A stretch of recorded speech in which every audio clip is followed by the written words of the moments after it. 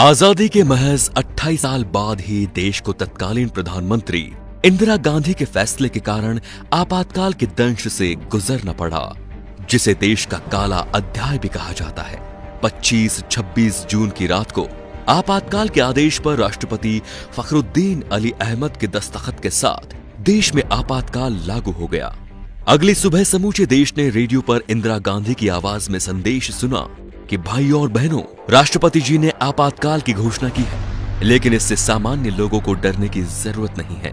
दिल्ली के रामलीला मैदान में हुई 25 जून की रैली की खबर पूरे देश में न फैल सके, इसके लिए दिल्ली के बहादुर शाह जफर मार्ग पर स्थित अखबारों के दफ्तरों की बिजली रात में ही काट दी गई। इसकी जड़ में 1971 में हुए लोकसभा चुनाव का था, जिसमें उन्होंने अपने मुख्य प्रतिद्वंदी राजनारायण को पराजित किया था।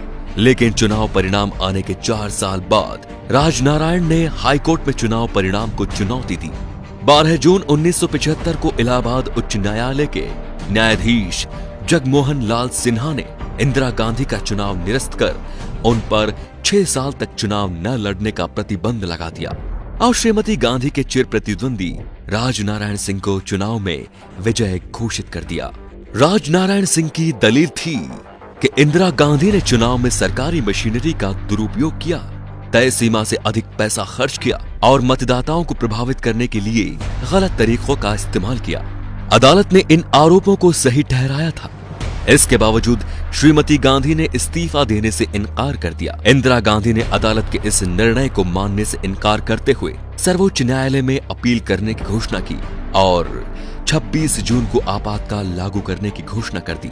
उस समय आकाशवाणी ने रात के अपने एक समाचार बुलेटिन में ये प्रसारित किया कि अनियंत्रित आंतरिक स्थितियों के कारण सरकार ने पूरे देश में आपातकाल की घोषणा कर दी है। इस दौरान जनता के सभी मौलिक अधिकारों को स्थगित कर दिया गया है। सरकार विरोधी भाषणों और किसी भी प्रकार के प्रदर्शन पर पूर्ण प्रतिबंध लगा दिया गया है। इसका आधार वो प्रावधान था जो धारा 352 के तहत सरकार को असीमित अधिकार देती है।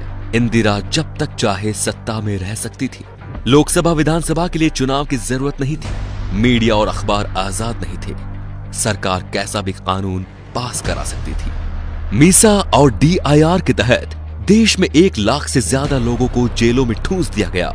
आपातकाल के खिलाफ आंदोलन के नायक जयप्रकाश नारायण की किडनी कैद के दौरान खराब हो गई थी।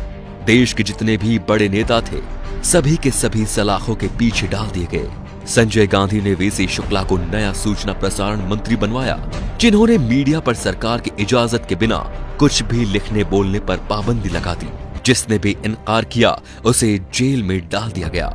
सरकार की कोशिश थी कि लोगों तक सही जानकारी नहीं पहुंचे। उस कठिन समय में नरेंद्र मोदी और RSS के कुछ प्रचारकों ने सूचना के प्रचार प्रसार की जिम्मेदारी उठा ली। इसके लिए उन्होंने अनोखा तरीका अपनाया। संविधान, कानून, कांग्रेस सरकार की ज्यादतियों के बारे में जानकारी देने वाले साहित्य गुजरात से दूसरे राज्यों के लिए जाने वाली ट्रेनों में रखे गए। ये एक जोखिम भरा काम था, क्योंकि रेलवे पुलिस बल को संदिग्ध लोगों को गोली मारने का निर्देश दिया गया था। लेकिन नरेंद्र मोदी और अन्य प्रचारकों द्वारा इस्तेमाल की गई तकनीक कारगर रही। एक तरफ देश भर में सरकार के खिलाफ बोलने वालों पर जुल्म हो रहा था, तो दूसरी तरफ संजय गांधी ने देश को आगे बढ़ाने के नाम पर 5 सूत्रीय एजेंडे परिवार नियोजन, दहेज प्रथा का खात्मा, वयस्क शिक्षा, पेड़ लगाना, जाति प्रथा उन्मूलन पर काम करना शुरू कर दिया था। कहा जाता है कि लोगों की जबरदस्ती नसबंदी कराई गई। 19 महीने के दौरान देश भर में करीब 83 लाख लोगों की जबरदस्ती नसबंदी करा दी गई। कहा तो ये भी जाता है कि पुलिस बल गांव के गांव घेर लेते थे और पुरुषों को पकड़कर उनकी नसबंदी करा दी जाती थी। एक बार इंदिरा गांधी ने कहा था कि आपातकाल लगने पर विरोध में कुत्ते भी नहीं भौंके थे, लेकिन 19 महीनों में उन्हें गलती और लोगों के गुस्से का एहसास हो गया। 18 जनवरी 1977 को उन्होंने अचानक ही मार्च में लोकसभा चुनाव कराने का ऐलान कर दिया। 16 मार्च को हुए चुनाव में इंदिरा और संजय दोनों ही हार गए। 21 मार्च को आपातकाल खत्म हो गया, लेकिन अपने पीछे लोकतंत्र का सबसे बड़ा सबक छोड़ गया।